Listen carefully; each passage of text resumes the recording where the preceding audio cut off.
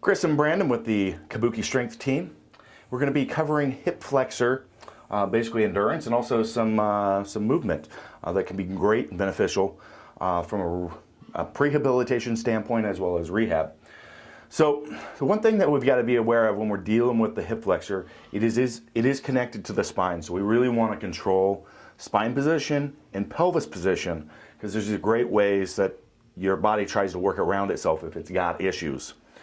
And so our first step is actually just looking to see if we've got some issues. So we do a hip flexor endurance test, which basically is standing on one leg and raising the knee up past 90. And so as we do this, we want to make sure that we've got that IAP, good spine position. You can think about being tall with the head. We want this spine nice and clean and straight. We don't want to be leaning into this one leg or raising this hip. So we want that, think about having that pelvis squared off and not losing this position, either arching back or leaning forward. So we want this controlled. And bring that knee up just a little bit higher, right there. So we're looking to see if we've got any droop to start coming off. So we'd want to test for like 15 to 30 seconds and also just feel the difference between left and right. So go ahead and switch sides, Brandon. Good. So again, we want to look for that nice squared position, make sure that we're standing even from one leg to the other.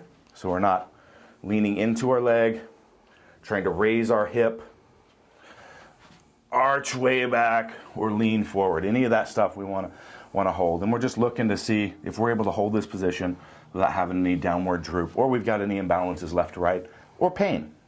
So let's go ahead and stop, Brandon. So basic remedial pattern is to work just what we're doing, right? So if we want to advance this, this is one of our exclusive movements here that we do is we'll take, this is a basic toe strap, 6 foot in length. You can find it pretty much any hardware store, Harbor Freight, anything like that, usually about 10 bucks or so. And what we're gonna do is on each end, and we hook it to chains, but if you don't have that, you could hook it to a sled, a sandbag, heck, even some plates, whatever you need to from something a dragging perspective.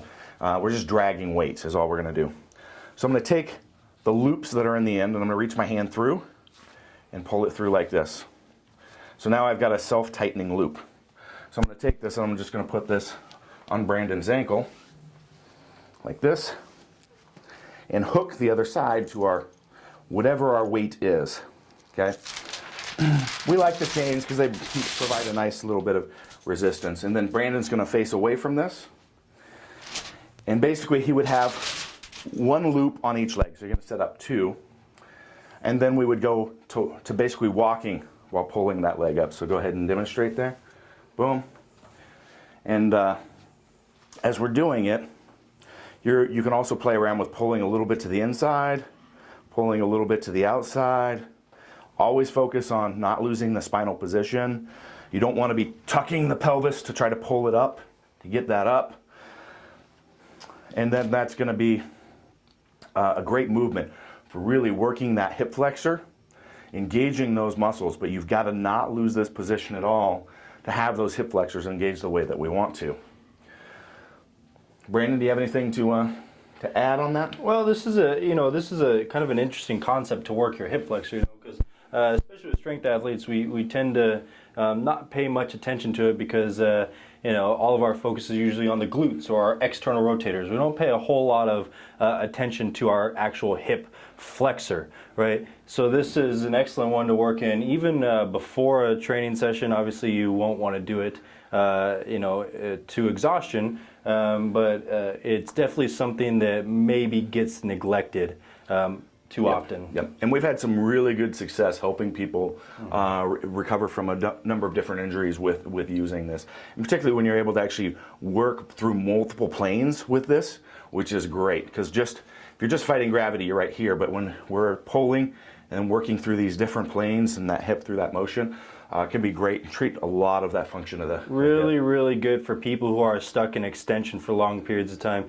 Intuitively it makes sense to do more flexion dominant exercises for people who walking around maybe with a slight anterior tilt. And with those, with the tilt, and actually this is a good practice in general, anytime that we're wanting to be in a movement where we want to make sure that we're maintaining those positions and our hands are free, is to go like this. Like you'll see, if you watch any of my training videos, a lot of times when you'll see me doing like a rear leg elevated split squat or just some random things, you'll see me in the gym, I'll be like this. Because I'm cueing myself to make sure that I'm being aware of my pelvis position. And this right here can really bring about that awareness, and you can feel what's going on. Yeah. So that's a great tool. So have some fun doing some walking with weights. Walking with weights.